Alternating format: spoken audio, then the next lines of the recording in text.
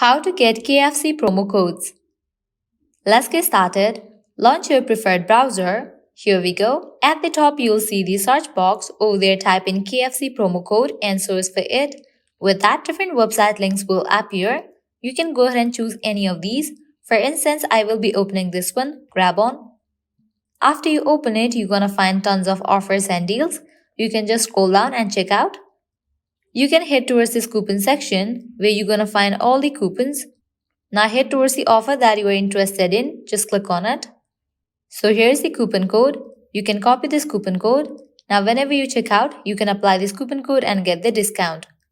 If you want to use this coupon code right away, click on this option of go to KFC website, log into your account, make your order, and whenever you check out, you can apply this coupon code and get the discount. By applying the same process, you can check out other offers as well.